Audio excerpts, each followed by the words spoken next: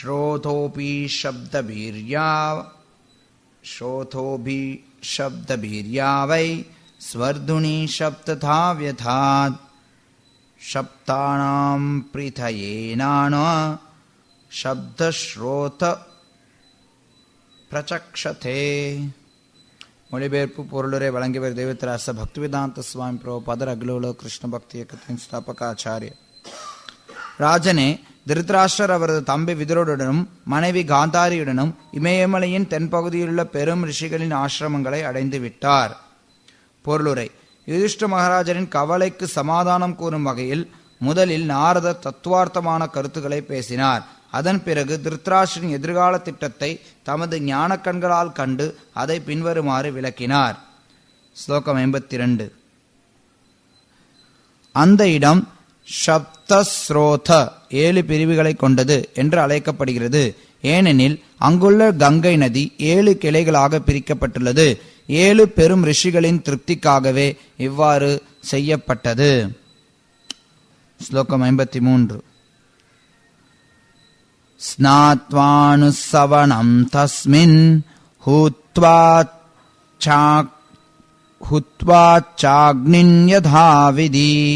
யதாவிதி அபக்ஷ உபசாந்தாத்மா ச ஆஸ்தே விகதைக்ஷணஹ.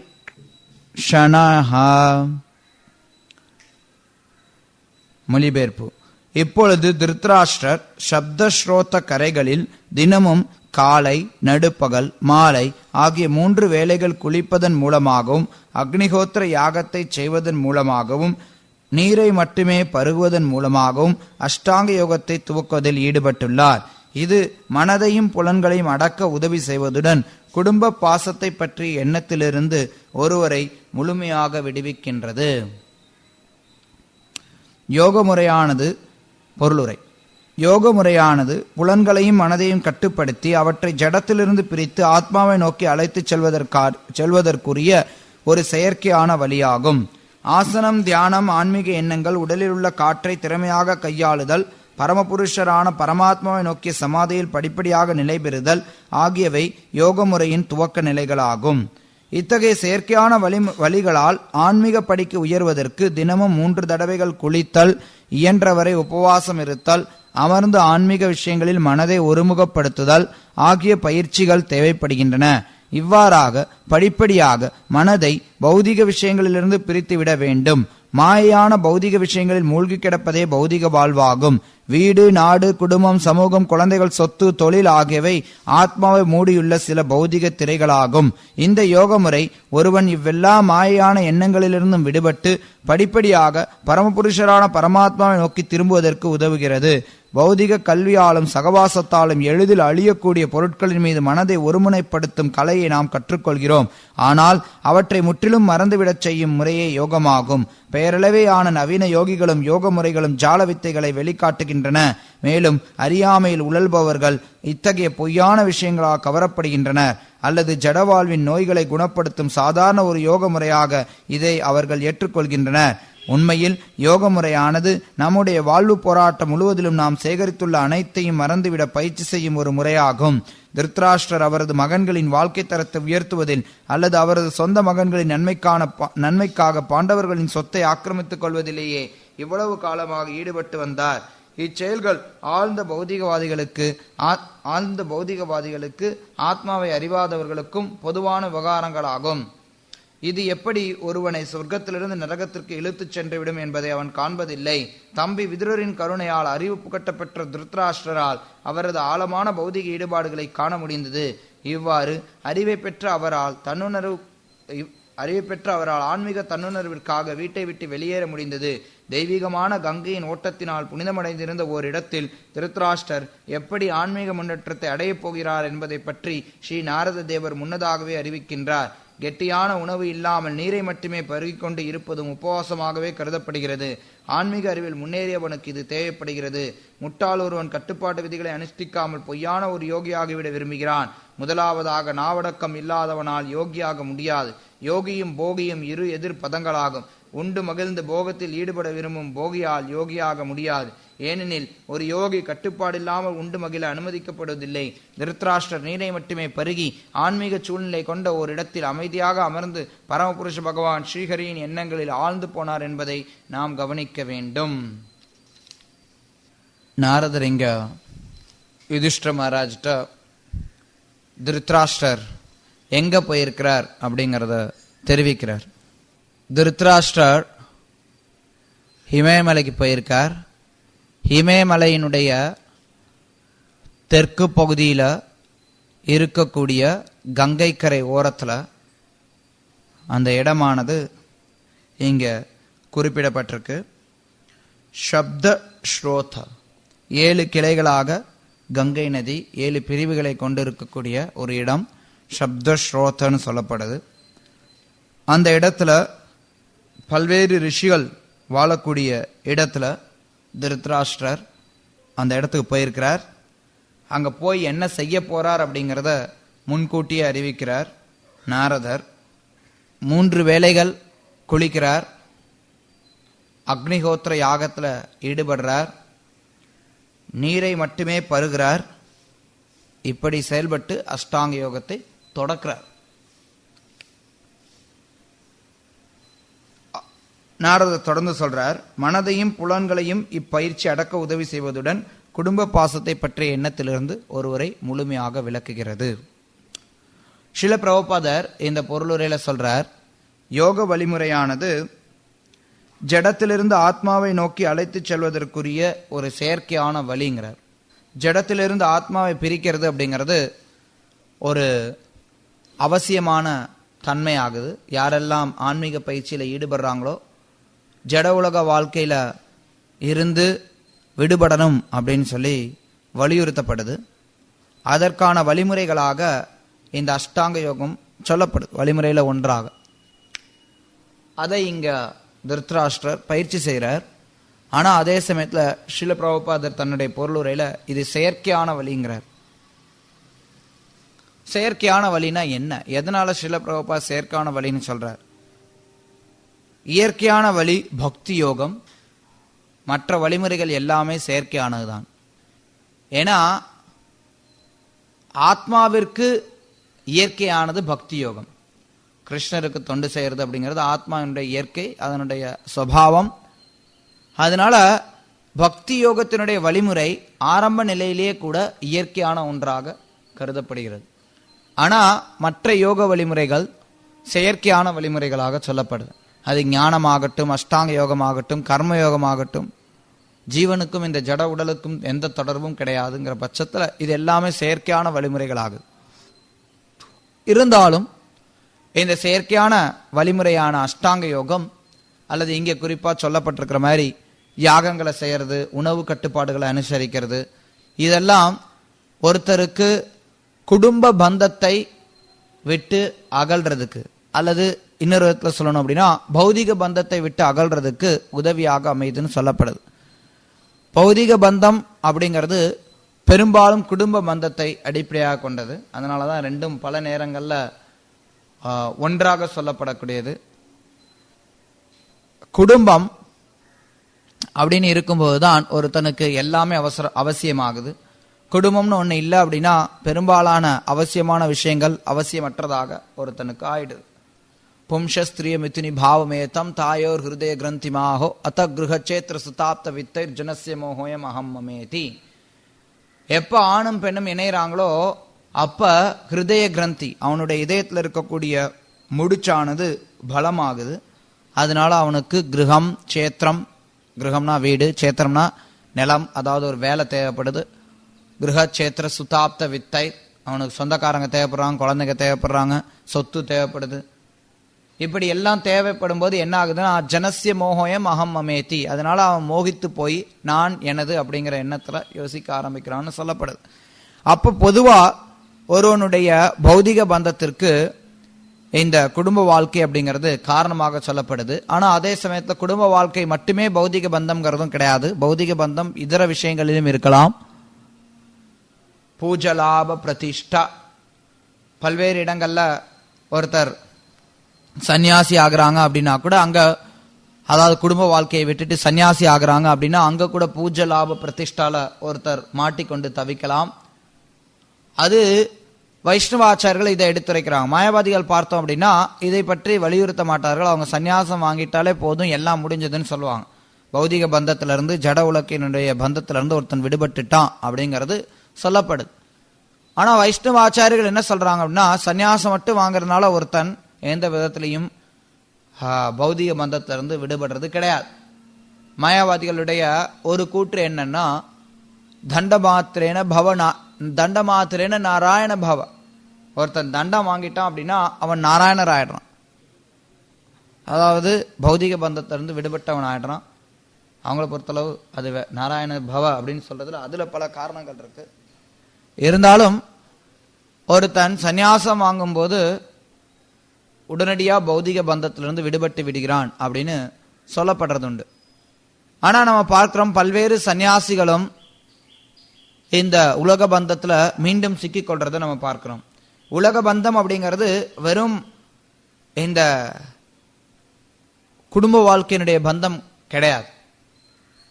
நம்ம உடல் அளவுல விடுபட்டால் கூட மனதளவுல பல்வேறு விஷயங்கள் இருந்து விடுபடணும் அப்படின்னு சொல்லப்படுது.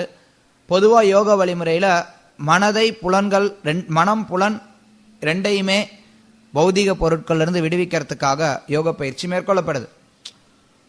அதாவது அவங்களும் அதை அங்கீகரிக்கிறாங்க ஓரளவிற்கு. ஆனா அதே சமயத்துல முழுமையாக அங்கீகரிக்கிறது கிடையாது. அப்படி அவங்க ஓரளவுக்கு அங்கீகரிக்க காரணத்தினாலதான் சந்நியாசம் வாங்கினா கூட அங்கேயும் மனதை புலனின்ப பொருள்கள் இருந்து விளக்கணுங்கிறதுக்காக பல்வேறு பயிற்சிகள் மேற்கொள்ளப்படுது.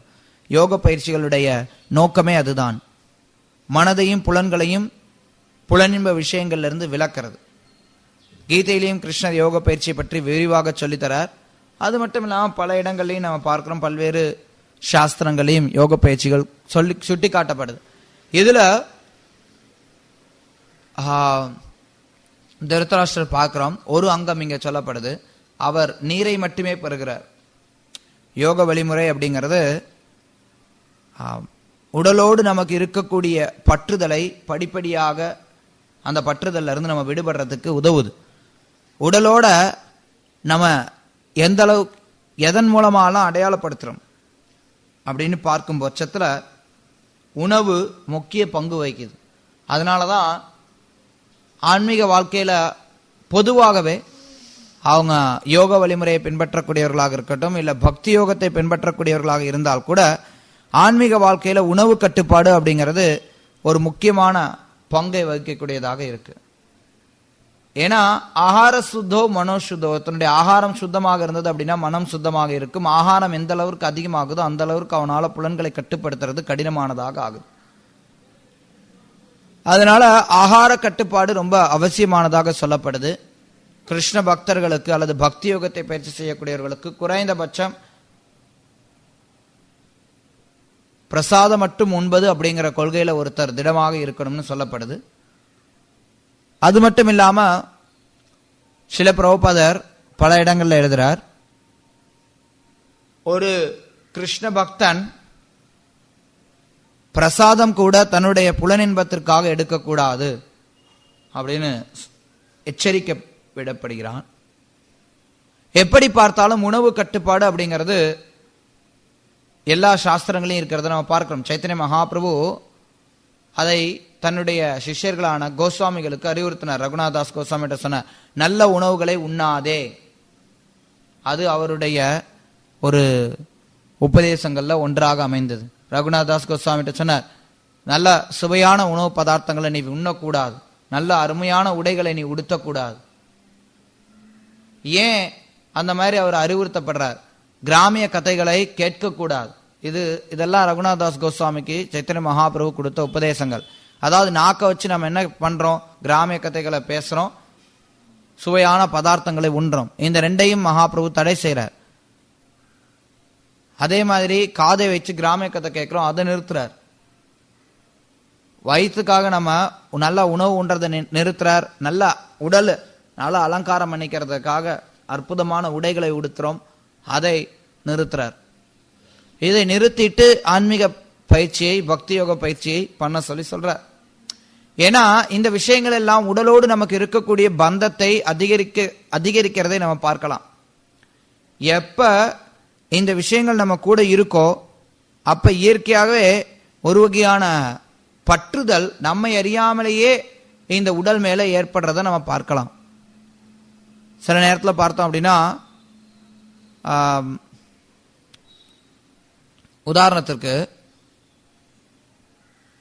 பிரம்மச்சாரிகளுக்கு ஒரு அறிவுரை என்ன கொடுக்கப்படுதுன்னா, சின்ன கண்ணாடி வச்சுக்கணும், திலகம் போடுறது மட்டும். அது கூட கண்ணாடி இல்லாம போட முடிஞ்சா பரவாயில்ல. சரி, நமக்கு அது பயிற்சி இல்லைங்கறனால கண்ணாடி வச்சு போடுறோம் அப்படின்னா, சின்னதா ஒரு கண்ணாடி வச்சு அதுல நம்ம, அதாவது நெத்தி மட்டும் தெரியும், முஞ்சி போனா மூக்கு வரைக்கும் தெரியும், அவ்வளவுதான் தெரியும், அதுல நம்ம திலகம் போடுறோம். அதே நேரத்தில் ஒரு பெரிய கண்ணாடி இருக்கு அப்படின்னா நம்மளுடைய முகத்தை பார்ப்போம், நம்மளுடைய கையை பார்ப்போம், உடம்ப பார்ப்போம். ஆஹா, நான் இவ்வளோ அழகா இருக்கிறேன்னா, எனக்கு எவ்வளோ அழகு இருக்கேன், நான் எவ்வளோ அழகா இருக்கேன் சே அப்படின்னு நம்மளுடைய உடம்பு மேல ஒரு பற்றுதல் வரும், இல்லை உடல் மேல ஒரு கவனம் வரும். எப்படி பார்த்தாலும் ஐயோ நான் இவ்வளோ அசிங்கமா இருக்கிறேனே, என்னை யாரு விரும்புவா, நான் ஸ்மார்ட்டா இருக்கணும். நிறைய நேரத்தில் அது நிறைய மக்களுக்கு அது ரொம்ப பிடிக்கும், நான் ஸ்மார்ட்டா இருக்கிறேனா அப்படின்னு கேட்பாங்க. ஏன்னா அவங்களுடைய உடல் ரீதியான பற்றுதலை அதிகரிக்கிறதுல நிறைய பேருக்கு பிடிக்கும். நம்ம இயற்கையா, அதாவது கட்டுண்ட நிலையில நம்மளுடைய இயற்கை உடல் மேல பற்றுதல் கொண்டு இருக்கிறது. அந்த பற்றுதலை வளர்க்கக்கூடிய விஷயங்களா இதெல்லாம் இருக்கு. ஒவ்வொன்றும் நாம எதற்கு வைஷ்ணவர்கள் முழுசா மலிச்சிட்டு நம்ம குடிமை வச்சுக்கணும்னு சொல்றோம்? ஏன்னா கொஞ்சம் முடி இருந்ததுன்னா அது ஒரு அழகுன்னு நினைக்கிறாங்க. அதுவும் குறிப்பா கலியுகத்துல, ஸ்ரீமத் பாகவத்ல சொல்லப்பட்டிருக்கு, கலியுகத்துல முடி இருந்தா அழகுன்னு நினைப்பாங்க. அது ஒரு வகையான மலம். ஆனா அதுல ஒருத்தவங்க அழகு பாக்குறாங்க. எவ்வளவோ ஹேர் ஸ்டைல் வந்துன்னு இருக்கு, இப்படி தூக்கி சீவு, அப்படி தூக்கி சீவு, இந்த பக்கம் சீவு, அந்த பக்கம் சீவு, இல்ல சீவாம விடு, அதுவும் ஒரு ஹேர் ஸ்டைல்.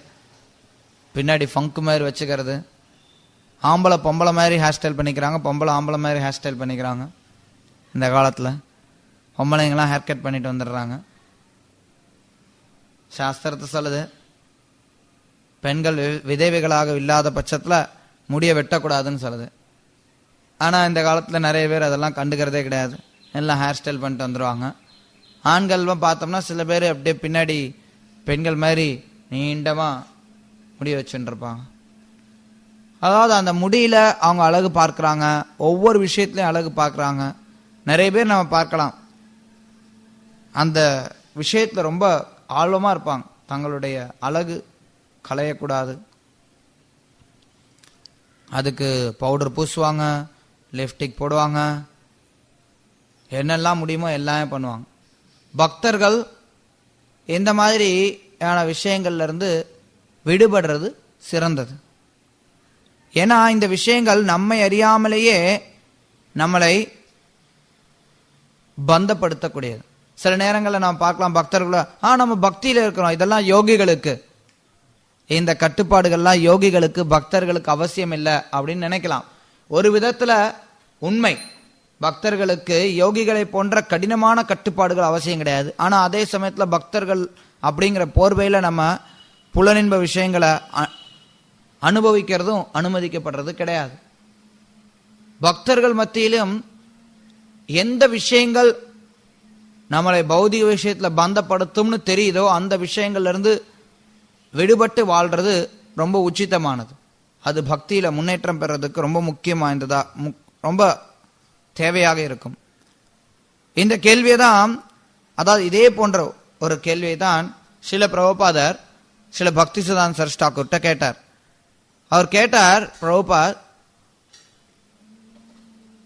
கோஸ்வாமிகள் எல்லாம் எல்லாவற்றையும் துறந்து விருந்தாவனத்துல வாழ்ந்தாங்க, அதே சமயத்துல நம்ம பார்க்கிறோம் ராமானந்த ராயர் எல்லா வசதிகளோட பூரியில வாழ்ந்தார். ரெண்டையும் நான் எப்படி புரிஞ்சுக்கிறது? ரெண்டு பேருமே சைத்தன்யமா, அதாவது கோஸ்வாமிகள் ஆகட்டும் ராமானந்த ராயர் ஆகட்டும், ரெண்டு பேருமே சைத்தன்ய மகாபிரபு நெருங்கிய சகாக்கள். இது எப்படி புரிஞ்சுக்கிறது அப்படின்னு சொல்லி ஸ்ரீல பிரபுபாதர் கேட்டார். பக்தி சித்தாந்த சரஸ்வதி தாக்கூர் பதில் கொடுத்தார், ரெண்டுத்துக்கும் எந்த வித்தியாசமும் கிடையாது. ஏன்னா ராமானந்த ராயர் அந்த நிலையை வெளிப்படுத்துறார். ராமானந்த ராயர் மூலமா சைத்தன்ய மகாபிரபு வெளிப்படுத்துறார். சைத்தன்ய மகாபிரபு நமக்கெல்லாம் காட்டுறார், ஒரு பக்தன் பௌதிகத்தினுடைய எந்த ஒரு சூழ்நிலையிலும் பாதிக்கப்பட மாட்டான் அப்படிங்கறத. அதே நேரத்தில் கோஸ்வாமிகள் மூலமா பொதுவா ஒருத்தர் எத்தகைய வழிமுறையை பின்பற்ற முடியும், அந்த வழிமுறையில எவ்வளவு ஆழத்திற்கு ஒரு பக்தனால போக முடியுங்கிறத காட்டுறார். உண்மையில சொல்ல போனா ரெண்டுமே சாதாரண ஜீவன்களுக்கு சாத்தியமில்லாது.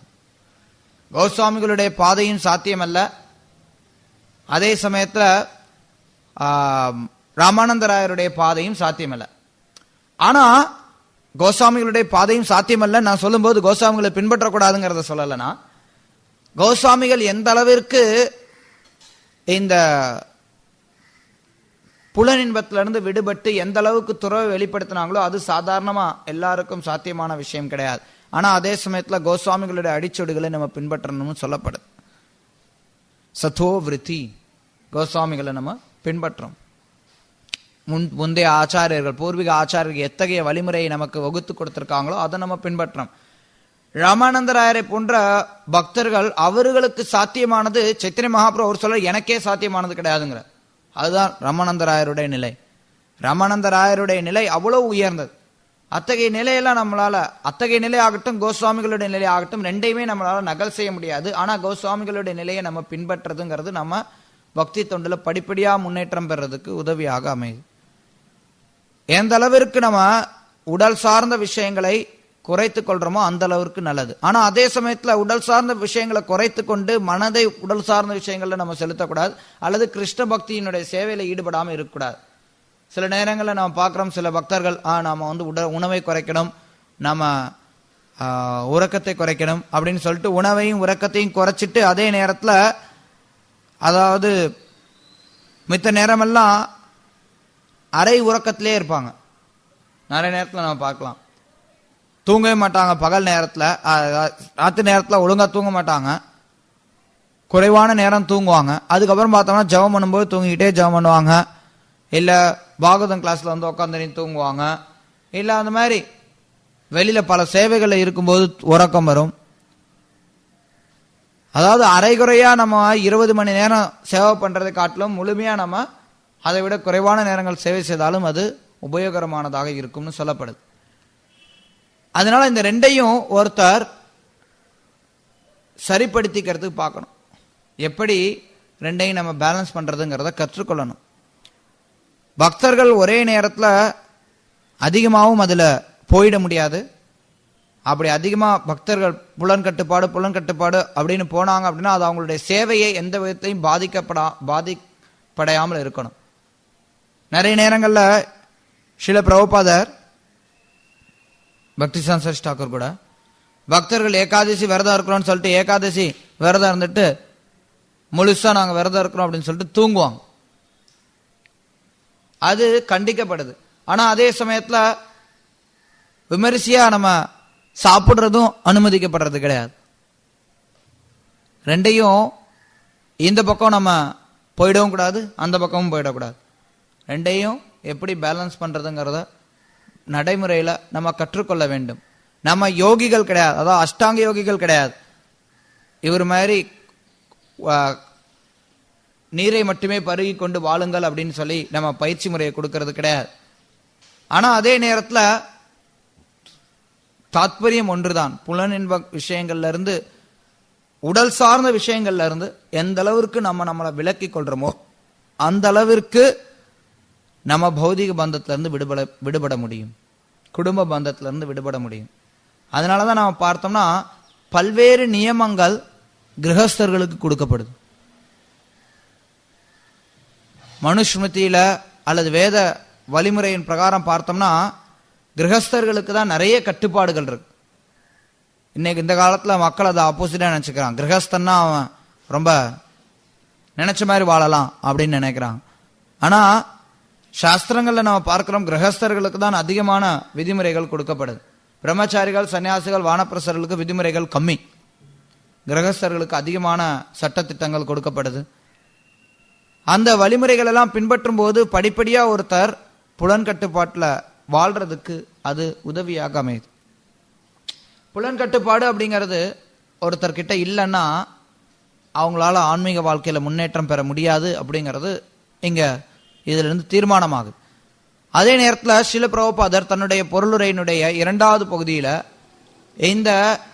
இந்த காலத்துல நம்ம தற்போது வாழக்கூடிய இந்த காலத்துல யோகம் சொல்லித்தரேன் அப்படின்னு சொல்லிட்டு அதை ஒரு உடல் பயிற்சியா மாற்றி உடல் ஆரோக்கியத்திற்காக யோகத்தை கற்றுக் கொடுக்கக்கூடிய நபர்களை பற்றி சாடுறார். அவங்கள சுட்டி காட்டி அவர்களை கண்டிக்கின்றார். அதை நம்ம நடைமுறையில நிறைய இடங்கள்ல பார்க்கிறோம். எந்த ஒரு கட்டுப்பாடும் அவசியம் கிடையாது.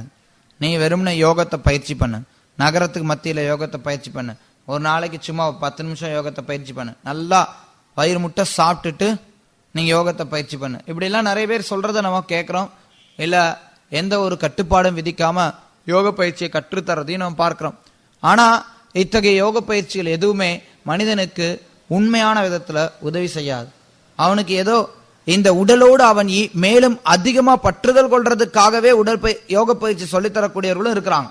யோக பயிற்சியுடைய குறிக்கோள் உடல் மீதான பற்றுதலை கைவிடுறது. அதன் அடிப்படையில நிறைய பேர் புரிஞ்சுக்கிறதே கிடையாது. எந்த ஒரு யோகமாக இருந்தாலும் சரி, கர்ம யோகம், ஞான யோகம், அஷ்டாங்க யோகம், பக்தி யோகம், எல்லா யோக முறையிலையுமே அதனுடைய குறிக்கோள் உடல் மீதான பற்றுதலை படிப்படியாக கைவிடுறது. இதுதான் பயிற்சி. உடல் ஏன்னா ஆத்மாவுக்கும் பகவானுக்கும் நடுவில் தொடர்பு இருக்கு, அதுதான் யோகம். அந்த தொடர்பை ஏற்படுத்திக் கொள்றதுதான் யோகம். அதே நேரத்தில் அந்த தொடர்பை ஏற்படுத்திக் கொள்ளணும்னா ஏற்கனவே இருக்கக்கூடிய ஒரு தொடர்பை நம்ம முறியடித்தாக வேண்டிய அவசியம் இருக்கு. இந்த பக்கம் பௌதிக விஷயங்களோட தொடர்பு வச்சுக்கிட்டு அந்த பக்கம் ஆன்மீக விஷயங்களோட தொடர்பு வைக்க முடியாது.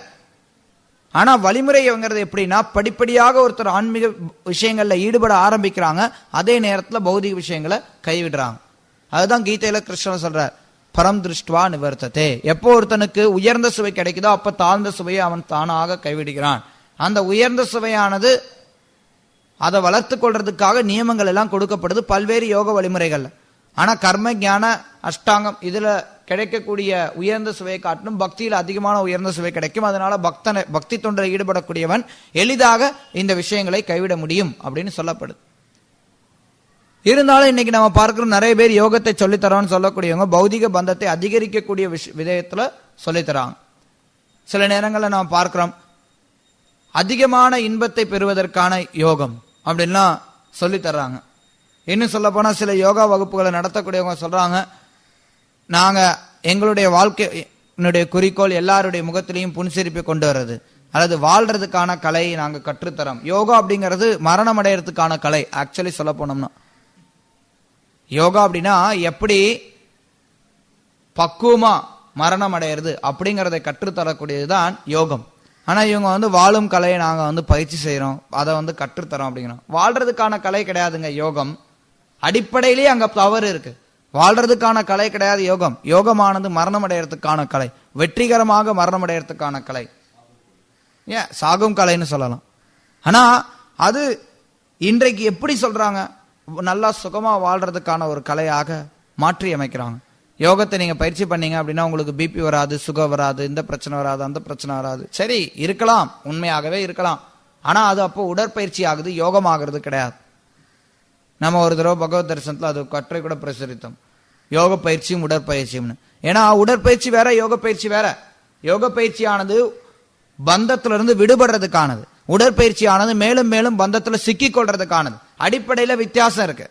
ரெண்டும் பார்க்கறதுக்கு ஒரே மாதிரி இருந்தாலும் ஒன்னு தங்கம், இன்னொன்னு இரும்பு, ரெண்டுத்துக்கும் வேற்றுமை இருக்கு. ரெண்டுமே உலோகமாக இருக்கலாம், ரெண்டும் ஒரே மாதிரியான பயிற்சியா இருக்கலாம். ஆனா எந்த நோக்கத்தோட ஒருத்தன் அந்த பயிற்சியை மேற்கொள்றான் அப்படிங்கறதுல ரொம்ப முக்கியத்துவம் இருக்கு. அந்த பயிற்சியுடைய குறிக்கோள் பௌதிக பந்தத்திலிருந்து விடுபடுறதாக இருக்கணும். யோக பயிற்சி அதுக்காக தான் நியமிக்கப்பட்டிருக்கு. அதுக்காக தான் சொல்றாங்க யம நியம ஆசன பிரணயம் பிரத்யாகார தாரண தியான சமாதி. ஏன் இப்படி ஸ்டெப்ஸ் எல்லாம் கொடுக்கணும், ஏன் அஷ்டாங்க யோகம்னு சொல்லப்படுது? ஏன்னா அங்க நியமங்கள் இருக்கு, இது செய்யணும், இது செய்யக்கூடாது, இப்படி அமரணும். ஏன்னா சில நேரத்தில் யோசிக்கிறது, உடலை வருத்துறதுல எப்படி ஆன்மீக உணர்வுகள் ஏற்படுது அப்படின்னா, உடலை வருத்துறதின் மூலமா உடல் மீதான பற்றுதல் ஒருத்தனுக்கு குறையுது, உடல் மீதான கவனம் ஒருத்தனுக்கு குறையுது.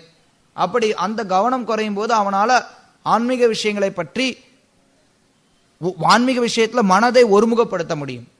அதுதான் தாத்பரியம். மனதை ஒருமுகப்படுத்துறதுக்கு இந்த உடலை கட்டுப்படுத்துறது, உடலை முறுக்கிறது, வளைக்கிறது அப்படிங்கிறது உதவுது. இதெல்லாம் பண்ணும்போது ஒருத்தரால பிராணனை வழிகாட்ட முடியும்.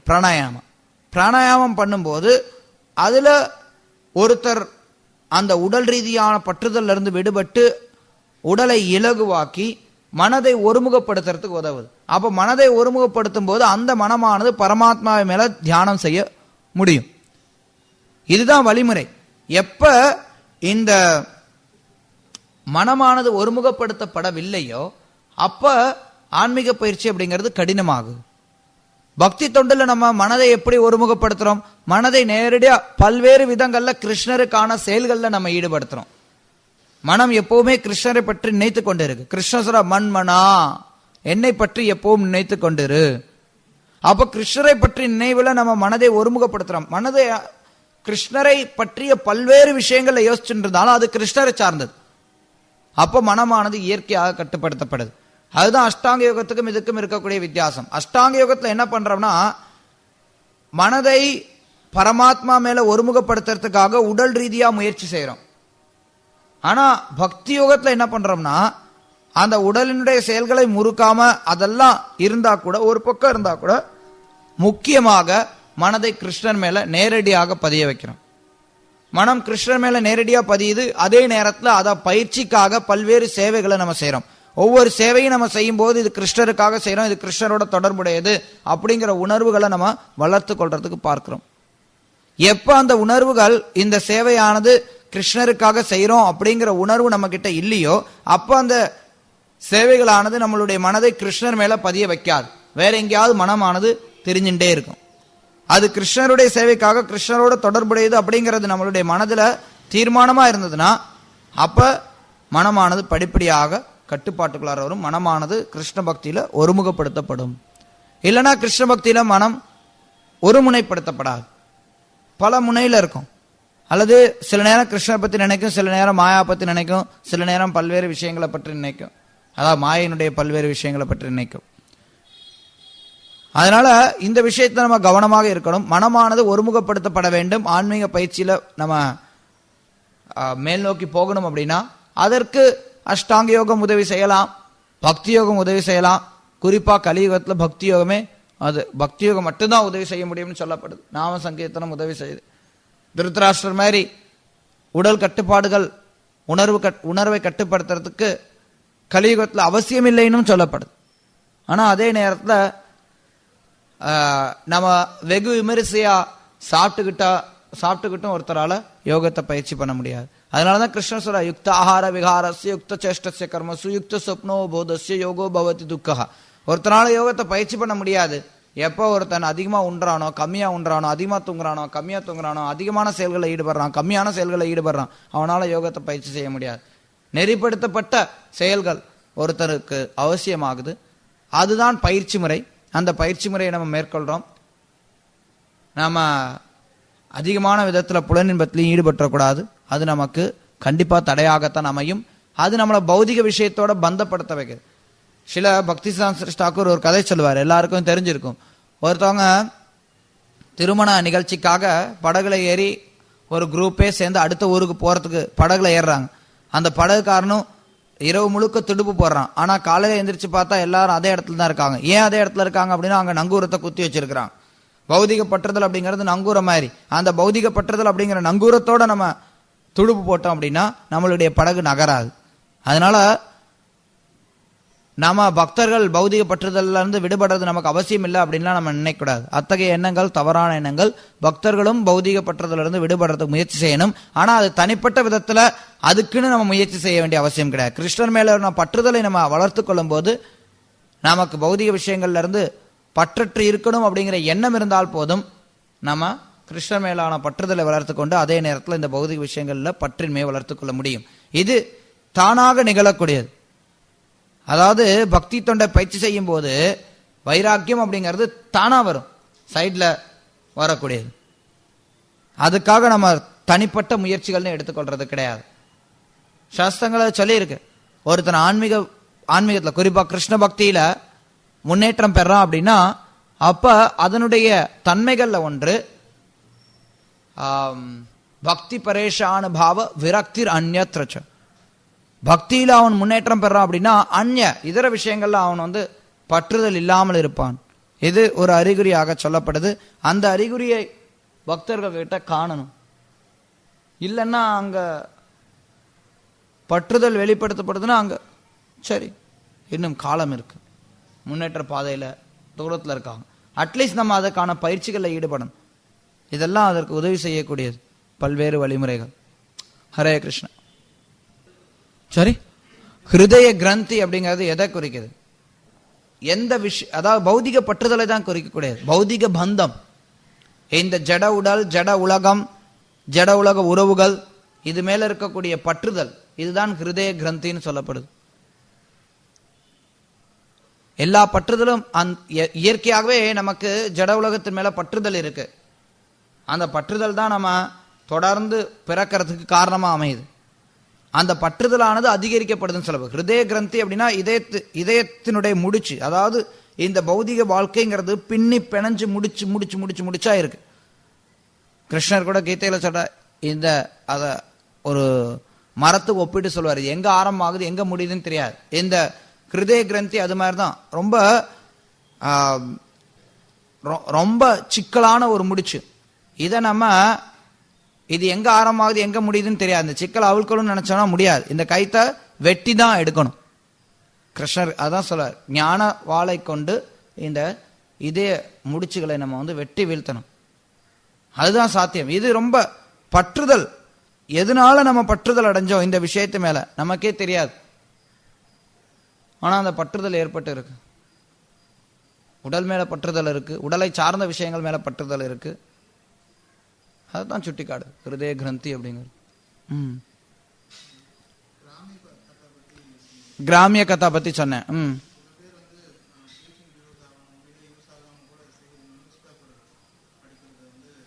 பிரச்சாரத்துக்கு கிராமிய கதா செய்தித்தாள் எந்த அளவுக்கு கிராமிய கத்தால வருது, முழுக்க முழுக்க கிராமிய கதா தான். பிரச்சாரத்துக்கு உபயோகிக்கக்கூடிய தன்மையில இருக்கிறவங்க அல்லது அது தொடர்புல இருக்கிறவங்க உபயோகிக்கலாம். பொதுவா பரிந்துரைக்கப்படுறது கிடையாது, எல்லாருக்கும் பரிந்துரைக்கப்படுறது கிடையாது. சில நேரத்தில் சொல்லுவாங்க, அந்த பிரபு நியூஸ் பேப்பர் படிக்கிறாரு நம்மளும் படிக்கலாம். அப்ப என்ன ஆகும்னா பிரச்சனை தான். பொதுவா அறிவுறுத்தப்படக்கூடியது கிடையாது. கிராமிய கத்தானா சுன்னிபே கேட்கக்கூடாது.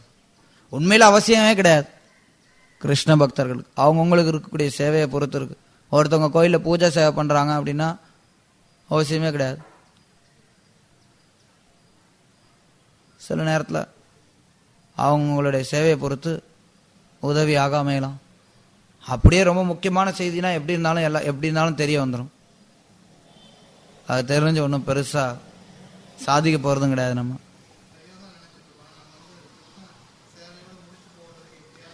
சில நேரத்தில் மனமானது பௌதிக விஷயங்களை கிருஷ்ண சேவை நினைச்சுக்க சொல்லும். அதுதான் மாயா. பௌதிகமான செயல்களை தான் செஞ்சுட்டு இருப்போம். ஆனா இதெல்லாம் கிருஷ்ணருடைய சேவை தான்ப்பா, கிருஷ்ணருடைய சேவை தான்ப்பான்னு நினைச்சுக்கோம். அது அப்படியே நம்மளை மொத்தமா பௌதிகத்துல ஆழ்த்தி கொண்டு போயிடும்.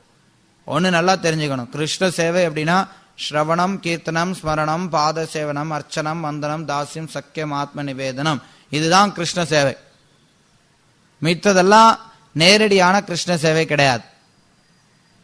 அதாவது கிருஷ்ண பக்தன் எந்த செயலில் ஈடுபட்டாலும் அது கிருஷ்ண சேவை ஆகலாம். அவன் முழுமையான கிருஷ்ண பக்தனாக இருக்கிற பட்சத்துல அந்த செயல்கள் சேவைகள் கிடையாது. ஆனா இவன் கிருஷ்ண பக்தனா இருக்கிறனால அது எல்லாமே கிருஷ்ணரோட தொடர்புடையதாகுது. ஆனா அது மட்டுமே இருந்துட்டு இது இல்லாம போனது அப்படின்னா அப்ப அந்த செயல்கள் சேவையாக எடுத்துக்கொள்ளப்பட முடியாது. உதாரணத்துக்கு பார்க்கணும், கிருஷ்ண பக்தனும் உறங்குறான், கிருஷ்ண பக்தனும் பல்லு துளக்குறான், கிருஷ்ண பக்தனும் குளிக்கிறான். இது எங்க இருந்து கிருஷ்ண பக்தியில வருது? ஸ்ரவணம், கீர்த்தனம், சுனனம் இதுல வருதா? கிடையாது, எதுலையும் கிடையாது. ஆனா ஒருத்தனுடைய வாழ்க்கை மொத்தமும் அந்த ஸ்ரவணம், கீர்த்தனம், ஸ்மரணத்துல இருக்கு அப்படின்னா அப்ப இத்தகைய செயல்களும் சேவைகளாக எடுத்துக்கொள்ளப்படுது. ஆனா இத்தகைய செயல்களாகட்டும், ஒருத்தன் வேலை செய்யறதாகட்டும், எல்லாமே ஒரு விதத்தில் கிருஷ்ணரோட தொடர்புடையதாகுது.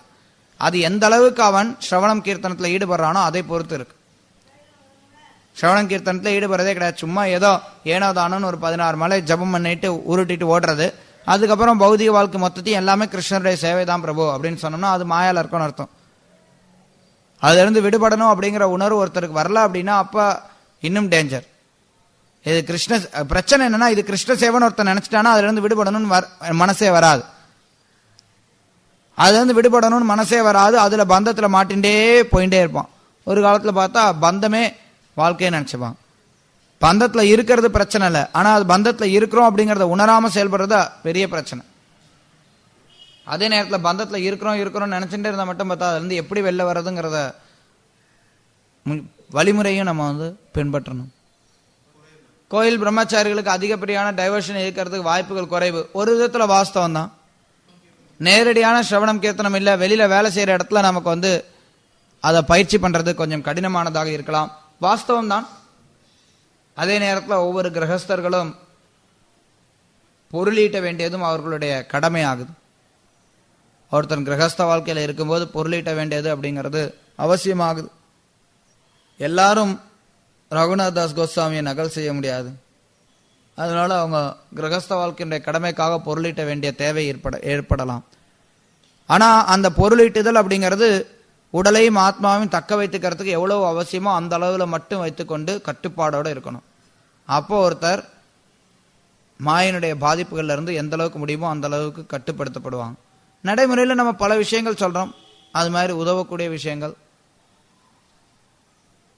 பௌதிக பந்தத்துல இருந்து சிக்கிக்கொள்ளாம இருக்கிறதுக்கு நீங்க நடைமுறையில நிறைய விஷயங்களை ஓரளவுக்கு மேக்கப் பண்ணலாம்.